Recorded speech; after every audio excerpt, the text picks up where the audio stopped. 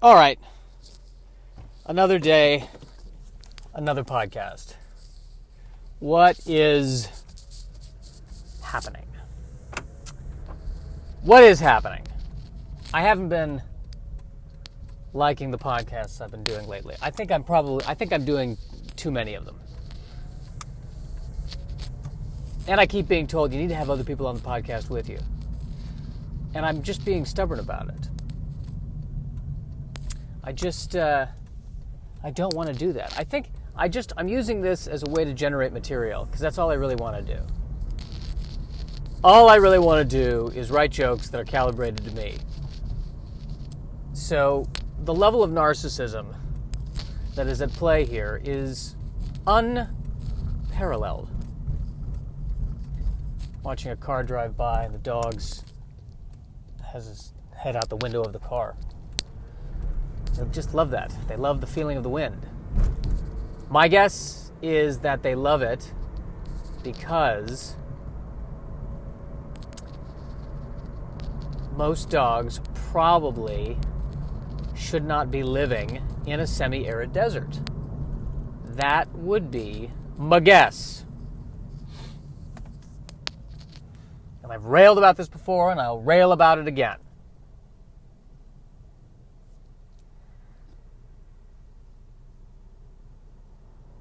Don't need an Alaskan Husky in Los Angeles.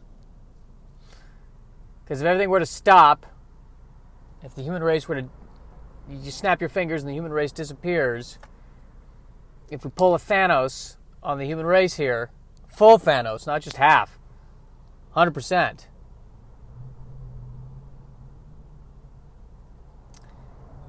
I think the Alaskan Husky would say to itself, I'm going to go north. I know where north is. This is uncomfortable. Who's with me? And I think you get a couple of Dobermans.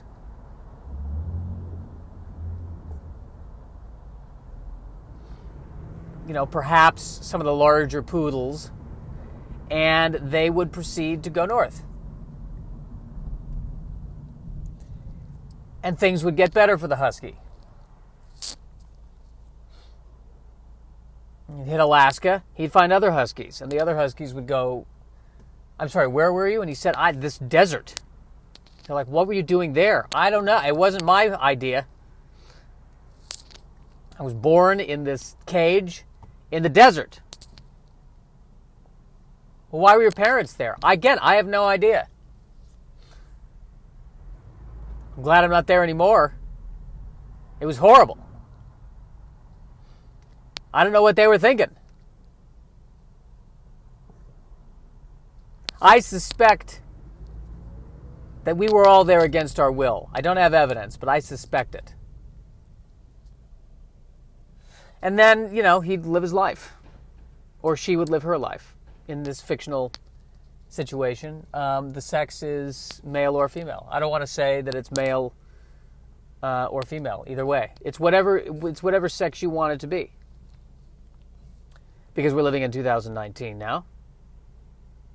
And we shouldn't be bound by convention. It doesn't matter what the sex of the animal is in that story. The point is, it's an animal with a big coat that's living in a desert that looks uncomfortable 99% of the time that I see him. The only time they look comfortable is when their head is out the window of a car going 90 miles an hour so they can get some body regulation from the wind blowing on their face. Temperature regulation, not body regulation. There we go.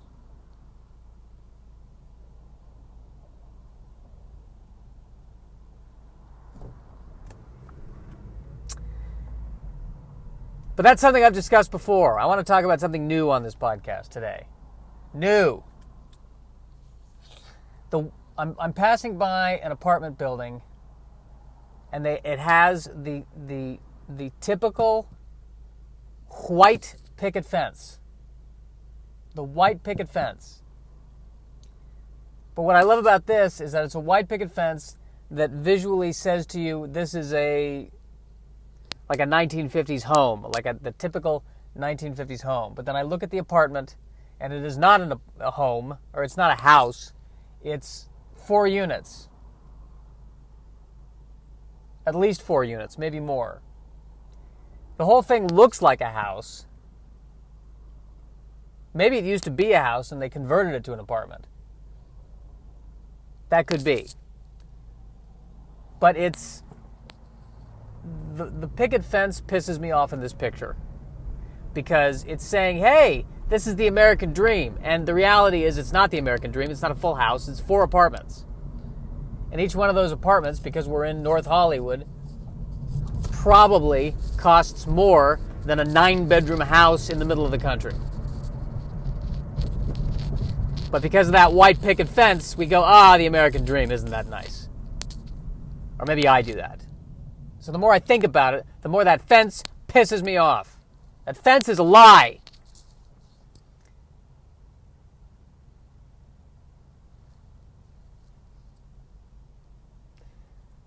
Driving behind a Kia Sorento.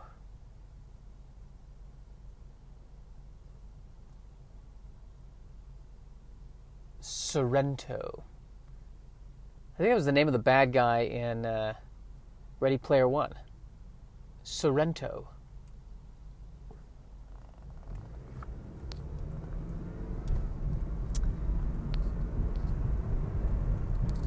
I know I've discussed this on previous podcasts, naming cars. Seinfeld has a bit about it too, so I kind of don't want to go there. I don't want to go there. I want to go deeper. I want to go deeper than observational notions about car names. Let's discuss Buddhism. There we go. What's the deal with Buddhism? Because I think that one of the roots of my problems right now is that I keep being obsessed over the end goal. You know, this is how I see my life. This is where I want to go. And I've gotten so obsessed with the end goal that I'm not living my life day to day. I'm not in the present. And I'm not doing the things I want to do now. I'm thinking I can't do anything I want to do until I've gotten my life exactly the way I want it. And I'm beginning to see that this mentality is a fear-based mentality. Now, really what I should be doing is I should be doing everything I want to do now and living today as opposed to delaying until tomorrow. So that's my focus. And I've noticed that when I do that, when I work on my stand-up and write what I want to write as opposed to what I think I should write, then I feel better. And that's really everything. So now the next step is, do I... So I got to get over the fact that I keep telling myself I'm not ready to date, or I'm not in a place. I don't make enough money, my apartment's not big enough, and I'm just making a bunch of excuses. And I promised myself on a previous podcast I would ask out the next person that I was attracted to. So there was a woman I was attracted to at a Starbucks. But I had never met her before, and she was sitting there studying. And I did not make a move. Didn't even try to talk to her, because she was studying. And what I noticed is that I will do anything to get myself out of talking to someone, or talking myself out of flirting. Like I noticed, for instance, she had a MacBook, an Apple laptop. And at one point, she dropped it on the floor, and she picked it up and kind of looked at it to make sure it was okay, very kind of in passing, kind of unconcerned, put it back up on the seat next to her, and continued studying. And I was thinking, well, if that's how she treats an Apple computer, I mean, how's she going to treat me?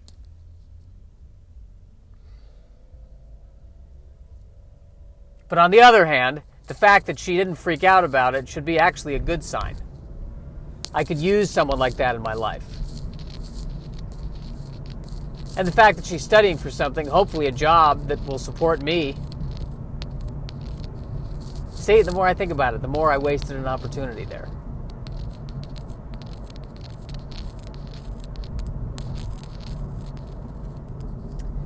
I just keep hitting all these red lights. The universe wants me to not get there as quickly as I want to get there. That is what is happening today.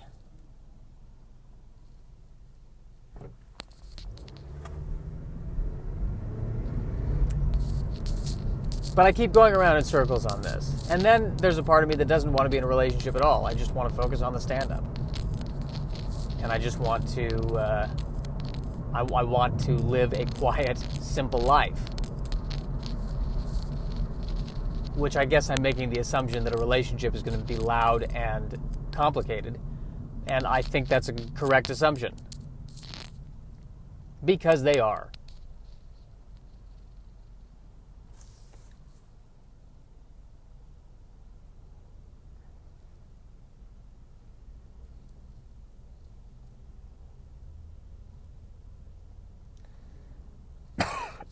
Excuse me. But yes, everything is total. Everything I'm saying about the not being ready to date is total BS. There are plenty of.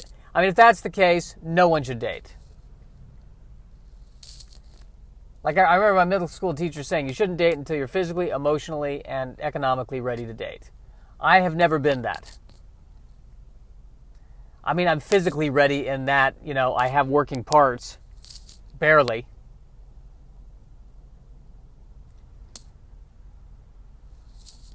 Emotionally, not clearly, no. Financially, no, barely. So, but then again, is that true, or is that truth through the lens of my own fear and neuroses? I would say it's through the lens of my own fear and neuroses.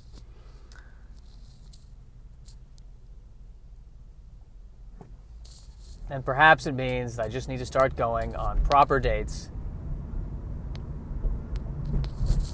And the thought of it turns my stomach. It really does. I'm already in a bad mood, and I haven't even started yet.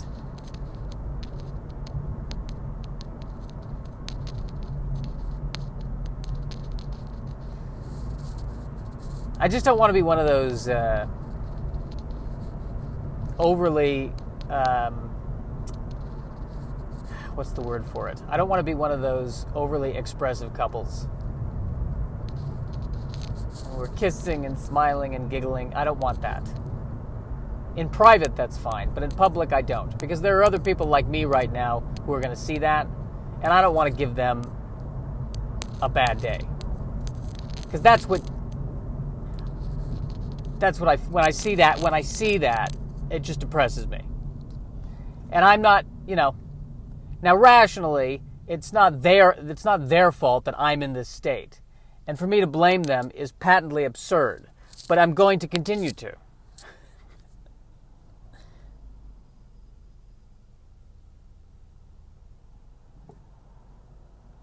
The last time I visited the family, I was complaining about the winter. My uncle said, well, you used to love the snow. And I thought about it for a moment, and I was like, you know what? He was right. I did used to love the snow. But as a counterpoint to that was because all I knew was the weather in Colorado. if I had been exposed, I went to Hawaii, so I knew that there was tropical weather. But if I had experienced a non-snow winter, a full non-snow winter earlier in life, I think I would have been okay with not having snow. I've never missed the snow in California. I would gladly trade the snow for not snow. And a more food options, I would say. But then again, Colorado, I think Denver's catching up to LA though in that regard. I think there's more of a scene happening in terms of food, arts, that kind of stuff. So I need to be, in all fairness, to Denver. But I'll tell you something. There's something. When I think about Denver now that I've lived in Los Angeles, there's something about being landlocked that gives me a little bit of anxiety. It's very strange. I don't know why, because I guess I'm wondering if there's a part of me that is thinking it's good to have an escape plan. But what is the escape plan? The Pacific Ocean? That's not the most violent ocean on Earth, I think, isn't it? I think they're all pretty violent. There's a zombie apocalypse. I get on a boat, and that way I can stop the zombies. I don't know.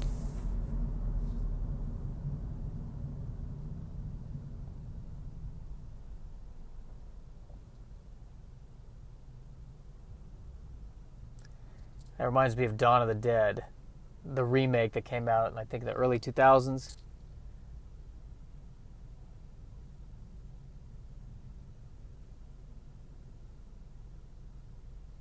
And how the ending of it, spoiler alert, I think they all die even in the post-credits scene, they all die, I think. That's depressing.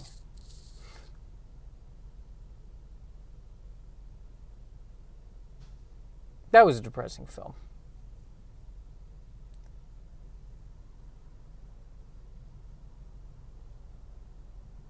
It really was. That was a depressing film, now that I think about it. The zombie movies always get me. I can't watch. It's just too bleak. The Walking Dead, I can't get in. The Walking Dead. Although I just now got the, I don't want to say the joke of the title, but I got the double entendre. Because on the one hand, they're the zombies, so they're the Walking Dead, but on the other hand, you got the people who are trying to survive that are traveling, and, like they're dead, it's only a matter of time, the Walking Dead. Or that's not a double entendre at all. It could be.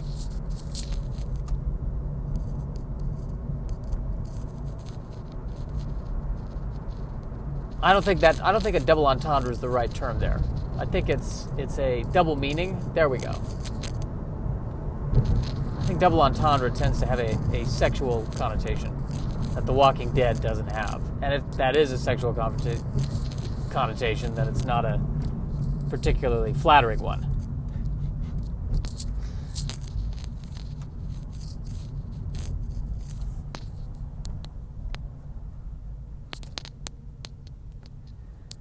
Oh, Oklahoma, where the wind comes whistling down the hill and the waving wheat.